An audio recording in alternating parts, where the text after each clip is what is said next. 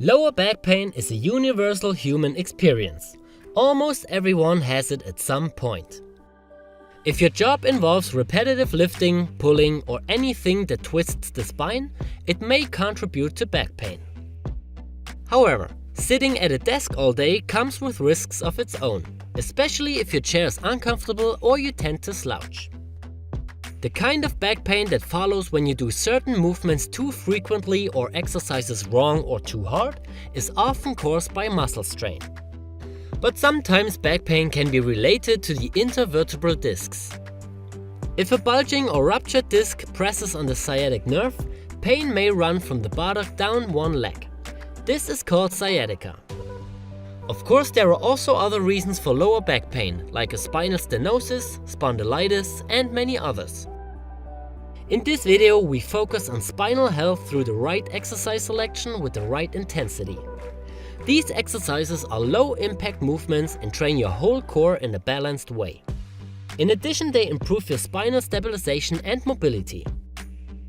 In contrast to these movements, we also show you the most common workout mistakes that lead to back pain or make it worse if you already got problems. Please remember that some of these exercises are not wrong in general. They are just not the best solution if you already deal with back pain or if you are an absolute beginner without the right amount of body awareness and coordination. The first one are leg lifts. This exercise is very good to work your abs. The only problem is that it creates a very long lever.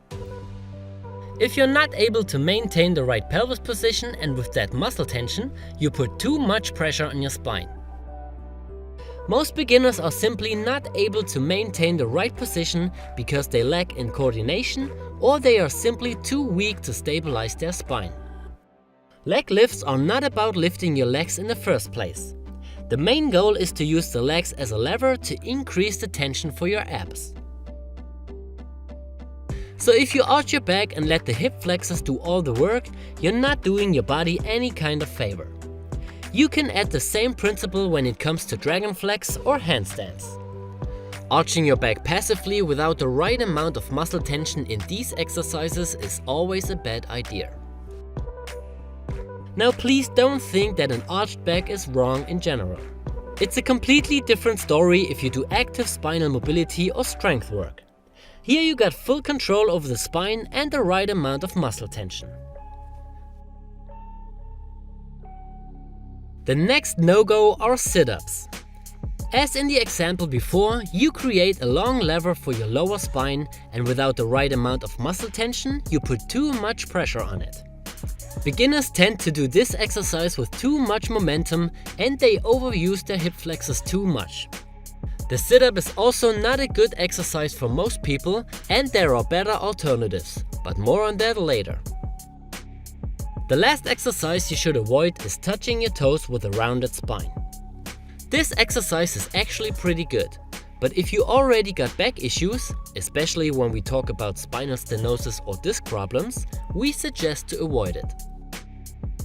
While touching your toes can improve your spinal mobility, the fluid flow in your discs and the flexibility of your muscles, it also puts some pressure on your lower spine if you are not able to stabilize this movement properly. If you want to know more about touching your toes, we linked a video in the description that explains all the pros and cons in detail. Alright, now it's time to take a look on the 5 best low-impact exercises for your lower back. The first one is the cat-cow. This exercise is great because you actively work on your spinal flexion and extension without putting too much pressure on this area. This has to do with the very low shearing forces in this position because of the knee and arm support. At the same time, you activate all the important muscles that are necessary to bend and extend your spine. The second exercise is the hollow body crunch. Here you aim for a posterior pelvic tilt while raising your shoulder blades off the ground. When you compare it with leg lifts, you will notice that your thighs are in a vertical line above your pelvis. This creates a very small lever for your lower spine and with that much lower pressure. The same counts for the comparison with the sit-up. In the hollow body crunch, you only raise your shoulder blades off the ground and not the entire upper body. This makes the exercise not only more spine friendly, it's also much better to focus on your abs. The abs contract if you tilt your pelvis backwards and flex your thoracic spine. Any further movement is done by your hip flexors and totally useless if you want to train your abs. The third exercise is bridging. This exercise is really good to activate your back and your glutes. The glutes can also play a role in back pain. If they are too weak and other muscles are too tight, it can lead to the lower cross syndrome.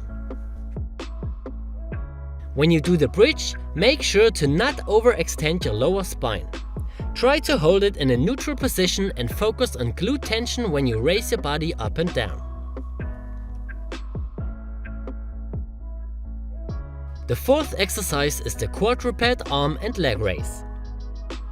Here you raise one arm and the opposite leg off the ground until they form a straight horizontal line with your torso. Please make sure to not overextend your spine or to shift and rotate your body. This contralateral exercise is great to work against imbalances and focuses on your spine extensors and stabilizers. If you can't maintain the correct body alignment because of balance problems, you can start by only extending one leg or one arm at a time. To maintain or build an evenly trained body, it's important to work with both sides equally. So for each set you do with your right arm and your left leg, you do one set with your left arm and your right leg. The last exercise is the knee to chest stretch. This is a more passive exercise, but still great to release muscle tension in your lower back. You can do this exercise while laying on your back or in a kneeling position. Alright guys, we hope these tips are helpful for everyone who deals with back pain. If you want to develop a strong and healthy body and avoid back pain from the beginning, you should take a look at our step-by-step workout programs on CaliMove.com. Every program is designed as an online course and optimized to strengthen your body and improving your physical health. Just take a look at our selection and get the right one that fits to your level and goals. If you have any further questions, just leave a comment. My name is Alex and I'll see you in the next video.